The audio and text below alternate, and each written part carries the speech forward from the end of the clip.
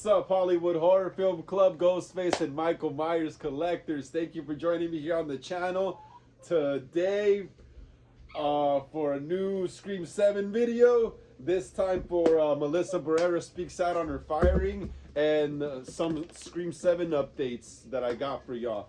So before we start, please hit the like and subscribe button. It really helps us out in the algorithm. Smash the bell notification and be notified when I upload new videos. And hit the comments below and share these videos with everyone so we can keep making more horror content here on the channel. So, like a day or 2 or 3 days ago, I read, but I didn't make the video yet. I was doing other stuff. But I had read on the Hollywood Reporter that when Melissa Barrera declines to answer when asked if she and Neve Campbell had spoken about Neve's return in Scream 7. So right here, in this article, again from the Hollywood Reporter, it says, when asked if she and Neve Campbell had spoken about her return, Barrera pauses, declining to answer.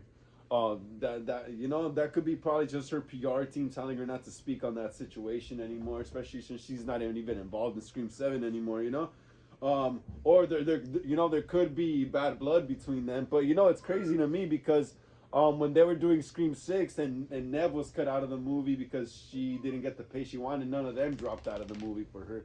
But let's continue. Barrera pauses before declining to answer. But she is effusive about her friendships with other former Scream cohorts, citing Jasmine Savoy Brown, Liana Liberato, and Jack Quaid as those with whom she has recently connected. We'll plan little reunions, play board games because that's what we used to do when we're shooting, she says. Well, yeah, and there's basically saying right there that she's still close with most of the co-stars from the other 2 films that she did, and she even still meets up with them, and they all kick it still like friends, they all became friends and stuff. About Neve, I guess she probably doesn't want to answer, maybe there could be like some kind of like discomfort there because now the roles were reversed in Scream 6. Melissa was in it and Neve wasn't, and now Neve's in it but Melissa's not. But what's crazy about Scream 7 is that no one from Scream 6 is even really gonna be in it, besides probably the main original characters and Kirby, and also, dude, I don't think Neve owes her anything like that, and I don't think she owes Neve anything like that either. I'm pretty sure they probably talked about it in private already, just to themselves, but publicly, they're not addressing anything, like I said, because I'm pretty sure Melissa's PR team or public relations team is telling her, yeah, just don't even talk about that no more. People ask that, just skip over the question and stuff already. You're already doing another movie, promoting another horror movie you're making. Just let that go for now. So, for Neve, it's probably the same thing, dude. They just want to focus on making the new Scream 7 and stuff, and that's pretty much it. That I'm not them, so I don't know, but that's what I think. I'm pretty sure, because where most people have a fallout, they eventually talk about it privately, even if someone doesn't know about it, but they'll still come together and be like, hey, yo, this happened, blah blah, it'll be cool, even if no one else knows about it. And I'm pretty sure that's what happened with them. But for the sake of publicity and the movie industry and stuff like that, and promotion for the movie, and they're just gonna be like, yeah, whatever about that already. There's another thing too that I read that Skeet Ulrich also spoke out about this. Let's see it really quick before we move on to the next thing. Is it a former Scream 7? Let me see. It should be somewhere here. No, this ain't it. Let me see. I'm gonna find it. I'm gonna show y'all what I read.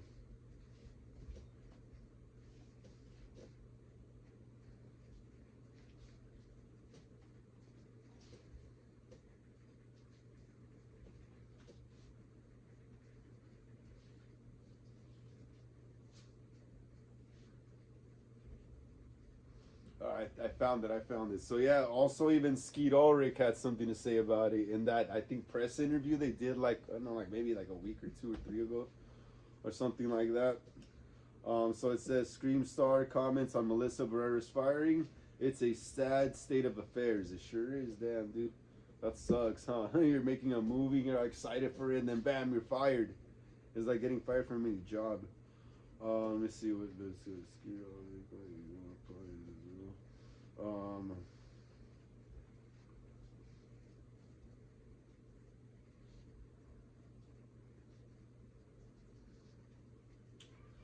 so right here,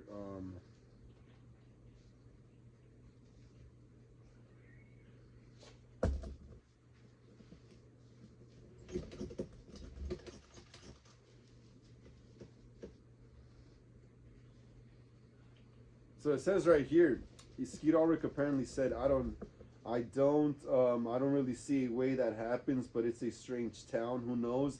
I haven't heard either way, to be honest. I think it's a sad state of affairs that Melissa was fired, uh, was just for humanitarian reasons and suffers from it. She was just being, I guess, like trying to stand up for both sides and stuff, but that still got her, fucked over. He said it's really sad to him. Everybody involved in the Scream franchises are a beautiful, caring, loving family, are empathetic people. It's sad to see. I don't know what's coming down the line for Scream in general. I would imagine I'm probably out of it, but that's okay. There's more to do. Yeah, that dude, even that dude said he's done with Scream. Anyways, his character did die in '96, so it's like he was only coming back in like flashbacks anyway. Yeah, but he said it's a sad state of affairs and that he most likely won't be coming back. And he said there's more to do. Yeah, dude, who knows? That fool, he was like in Riverdale also for a little bit. He played like a pretty cool biker dude until they made him the cop. That's when it got kind of lame. But yeah, dude, Skidara could do other horror stuff too, man. Imagine he ends up doing another horror movie kind of similar to Patrick Dempsey in Thanksgiving eventually. Yeah, but even he's like what the hell about it, But yeah.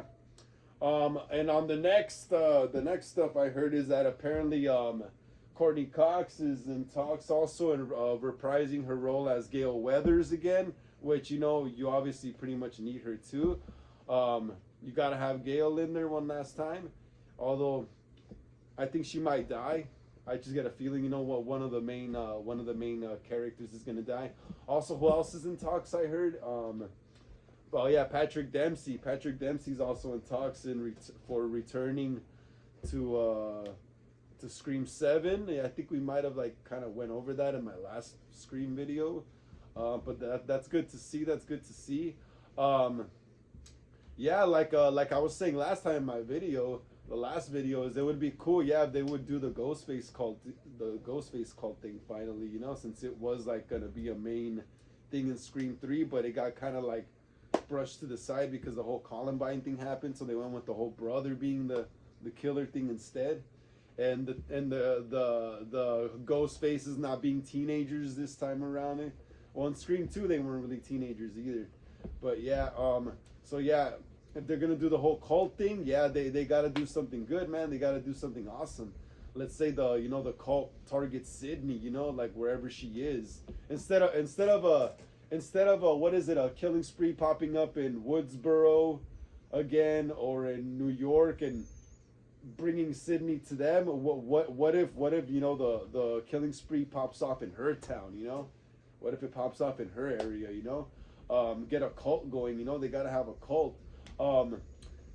Like I said last time, Angelina could have survived Scream 3, and her and Leslie Marker could have been running the cult for Stu outside while he's in jail, or if he died, either one, that could work. Or the cult could be a group of either Stab fanatics or Billy and Stu fans that are just dedicated solely to the original Woodsboro killers. A cult just for them, What if it's just a cult dedicated only to the original two Ghostface killers? And it's it's ran by Leslie Marker and maybe Angelina, maybe even Samantera's mom, because she was supposed to be some kind of a mastermind in the original story for this new Spyglass trilogy of Scream that they did. And in the end, it is revealed that Roman, he's dead, that Stu is alive too, and we all have a big ass final fight somewhere, like in a warehouse or something like that, where there's like ladders and stairs where they could be running around and stuff. And like I said last time, to really feel betrayed, have what is it? Patrick Dempsey's Mark Kincaid also be revealed in the end as another Ghostface. You know, as one, as another one that got away from Roman's killing spree. You know, along with Angelina.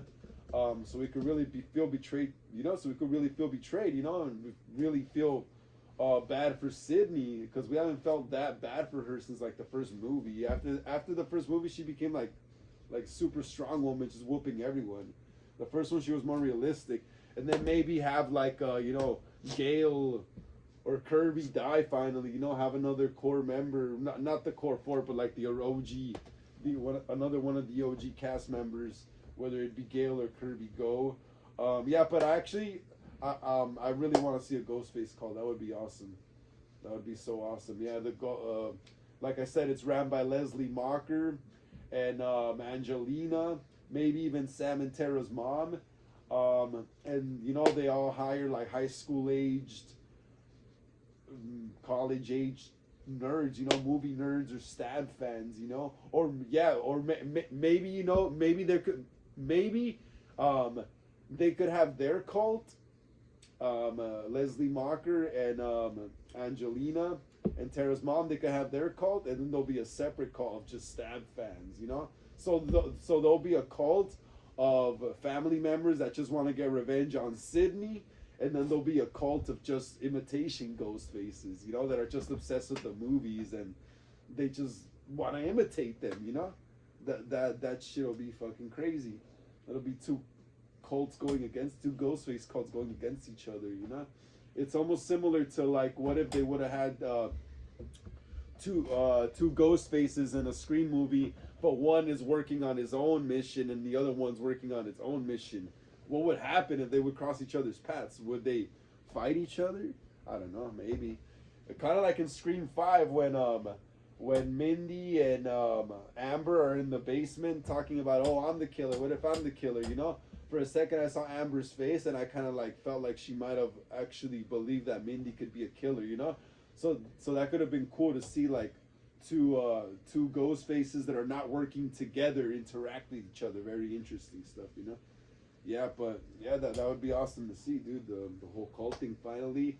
The cult thing that was supposed to happen in Scream 3, I think Kevin Williamson wrote it into some kind of like TV series he was doing around 2005. Where I don't know, I forgot what it was. I'll watch it and review it here on the channel eventually. But he eventually wrote that storyline into another TV show like in the early 2000s, like around 2005, 2006, or something like that, where there happens to be a cult at the end.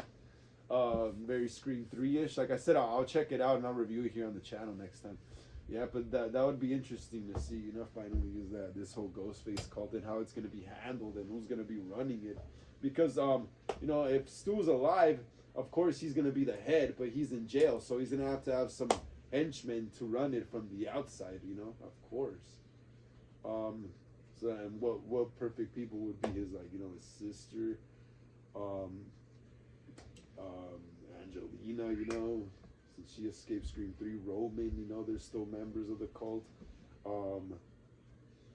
What could be cool too is Leslie Mocker as like probably another teenage son, you know, too. He could be running around as Ghostface trying to avenge Vince's death as well. That would be cool. They could have like Ghostface meetings and stuff, you know. We could see a scene in the movie where they all have like Ghostface gatherings, everyone with their robes and stuff. Looking very cultish, and then you see a main Ghostface walk up to the altar with like some kind of book or something of the people in the town that they hate and who they're gonna target next or something, like with candles and shit everywhere. And then they all have like different colored Ghostface masks explaining the different ranks, you know, and and how many number of kills each Ghostface has, you know. That would be cool if they started introducing ranks and stuff. Like the Chrome Ghostfaces are like the oldest members or something like that, you know.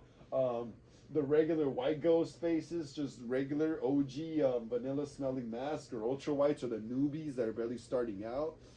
Well, you know what? Let me rephrase that. The aged ghost face masks would be the oldest members in the cult. Um, the regular Ghostface, clean, vanilla smelling ones, and the ultra whites would be for the newer, younger members that are really trying to, get it going, and become members. Yeah, but like I said, that would be interesting to do. Hopefully, they finally do this. It sounds like it's gonna be cool. At one point, I wasn't really down with the idea of still returning because I was really into the idea of the core four and a new beginning for Scream, but now it doesn't matter because I mean, at the end of the day, I don't control the movies. I don't own them. I don't have any say in them, so I'm just gonna watch them because I like Ghostface. Um, but anyway, thanks again, Hollywood Horror Film Club, for joining me here on a new video here on the channel today. This time for Melissa Barrera Speaks Out on her firing and a couple of updates that I mentioned. Like I always say, please hit the like and subscribe button. It really helps us out on the channel. Smash the bell notifications so you can be notified when I upload new videos. Hit the comments below and share these videos with everyone you know so we can keep uploading more horror content here on the channel. And the Ghostface the Scream fan film will premiere on April 12th, 2024, so get ready for that.